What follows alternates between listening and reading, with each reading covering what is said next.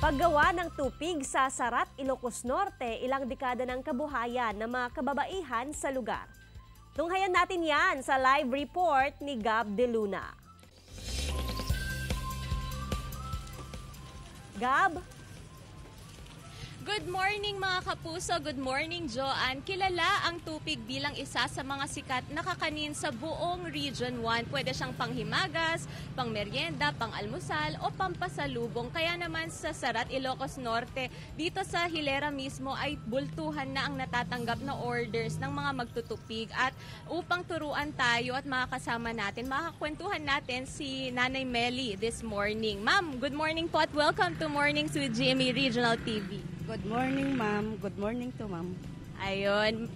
Mga kapuso, nakakwentuhan natin si Nanay Melly kanina lang at nakwento nga niya na ang secret recipe ng kanilang tupig mixture ay ang ladek o latik sa Tagalog naman. At yun ang kanilang main ingredient sa tupig mixture. At curious din ako, ma'am, ano po yung parang napundar na natin, ano po yung parang naitulong ng pagtutupig sa ating hanap buhay, ma'am?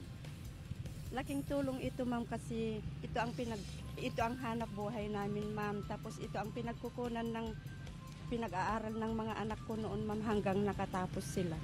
Ayun, very inspiring naman, ma'am. At yun, mga kapuso, kanina lang, actually nagbalot na kami sa dahon ng saging ng tupig mixture. At eto na nga yung finished product. At after nito, ma'am, ano po yung susunod na pwede nating gawin, ma'am?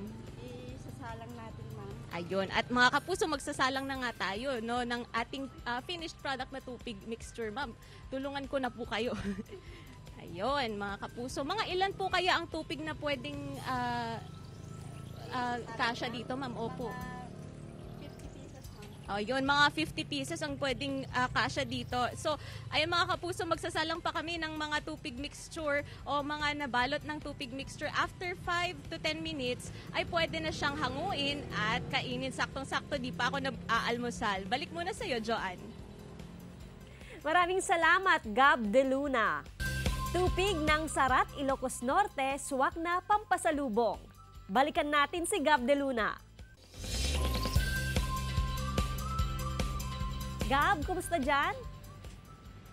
Ayan, Joanne at mga kapuso, ito na yung ating finished product ng ating nilutong tupig kanina lang. Mga 50 pieces nga naman ito. At kung makikita natin, ito siya yung finished product. Medyo pag nakikita natin na parang sunog at wag po tayong magpanik ay dahil ito ang ating titikman yung sa loob nito. At yan, bago yan, ay huwag po nating kakalimutan ang bumisita o dumaan sa ating mga magbabakasyon dito sa Sarat National Highway, sa Sarat, Ilocos Norte. Makikita natin yung hilera ng mga nagbebenta ng tupig. At eto na nga, mga kapuso, titikman na natin yung finished product ng tupig. Nay, kain po. Opo, ma'am. Sige po.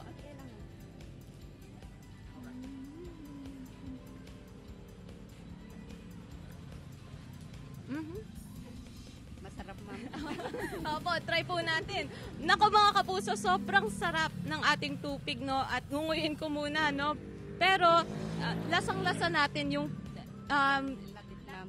Opo. ladek po. Ayan. Nay, kain po. Opo, ma'am. Ayan mga kapuso, sobrang sarap at solve na ang aking pang-almusal. At Joanne at CJ, magluluto muna ako ng another 50 pieces para naman sa pampasalubong ko sa inyo dyan sa Dagupan. Yan mo ng latest dito, balik sa inyo, Joanne.